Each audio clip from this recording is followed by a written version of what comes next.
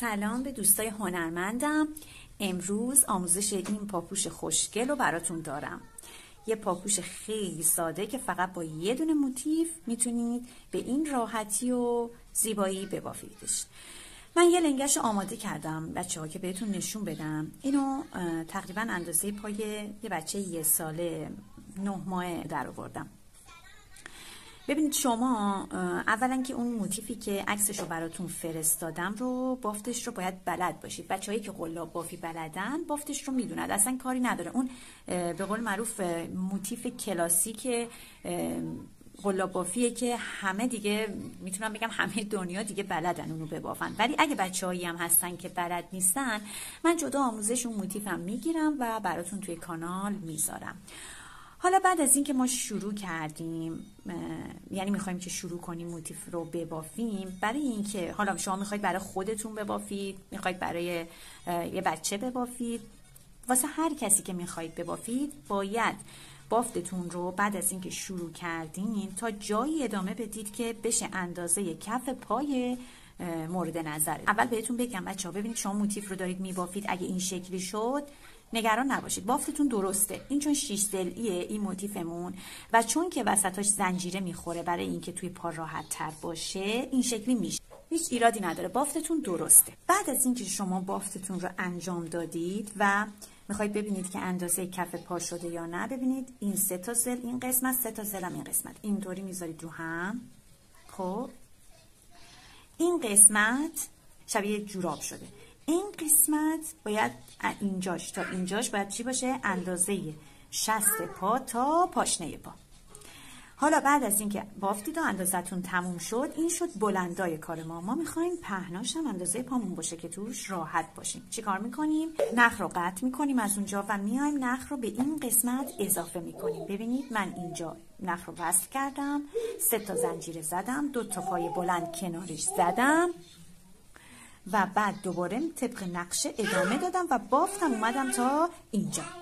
برای یه بچه 1 ساله من 1 ردیف بافتم برای من کافی بود. حالا شما یکی شاید پاش توپلتر باشه یا بزرگتر باشه، بخواید بیشتر ببافید، چیکار میکنید؟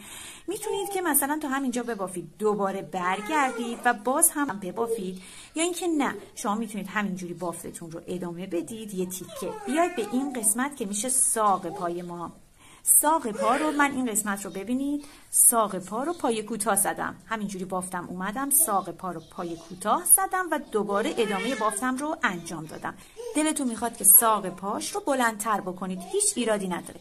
هم میتونید طبق نقشه ببافید، هم میتونید که نه این قسمت رو پای کوتاه بزنید که نخواید ساق پاتون بلندتر بشه. تا این پایین به این صورت میبافید. فقط پنجه جلومون رو ما الان این قسمت رو دیگه نمیبافیم، بقیه جاها رو میبافیم. خب حالا من این قسمت رو بافتم تموم شد. حالا باید چی کار کنم؟ چجوری باید به هم متصل کنم؟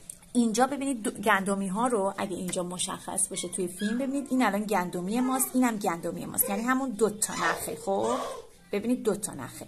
ما برای اینکه توی قلاب بافی بتونیم تمیز بافی داشته باشیم، موتیفا رو به هم متصل کنیم یا این دوختای این مدلی بزنیم، چیکار میکنیم؟ 1 نخ رو از این ور، نخ جلو و نخ جلویی اون طرف رو ببینید این 2 تا رو میگیریم و با شلال به هم وصل میکنیم. حالا من بهتون نشون میدم همینجا که ببینید خیالتون راحت بشه. من این نخ رو اینجا وصل کردم و میخوام متصل کنم. به این جلو کاری ندارم، اول میخوام این قسمت کف پا و پشت پا رو میخوام متصل کنم، به پنجه کاری ندارم. خب نخ رو من متصل کردم، ببینید یه دونه از جلوی این ور، یه دونه از این ور، 2 تا نخ دارم. این 2 تا رو با شلال یا بست به هم اینطوری متصل میکنم. دقت کنید بچه ها، اینجوری بافتتون خوشگل و تمیز در میاد و اینکه کف پاتون قلمبه نمیشه، صاف میشه، اذیتتون نمیکنه بچه ها. میبینید خیلی بافتش راحته. حتی اگه با سوزن هم میخواید بدوزید باید همین کارو بکنید. بعد یه دونه از اینجا بردارید نخ رو، یه دونه هم از اینجا بردارید نخ رو، بعد بدوزید به هم، که من حالا قلاب رو ترجیح میدم. ببینید داخل به این صورت میشه. الان این صافه، من اصلا اذیت نمیکنه، بچه رو اذیت نمیکنه اگه بخواد بپوشه. و پشتش هم به این صورت میشه. ببینید یه درز خیلی خوشگل و تمیز میافته زیرش. به این صورت اینو انجام میدیم و میدوزیم. خب بعد از این که ببینید من اینجا این شلالمو میزنم به همین صورت و میام تا اینجا. این قسمت رو که میشه پشت پای من تا آخر نمیدوزم. چجوری بس پام بره داخل؟ تا آخر نمیدوزم، یه مقدارش رو باز میذارم که این لبش به این صورت برمیگرده که پام راحت تر میره داخل پاپوشم. نگاه کنید من این قسمت رو باز گذاشتم، این برمیگرده به این صورت میشه.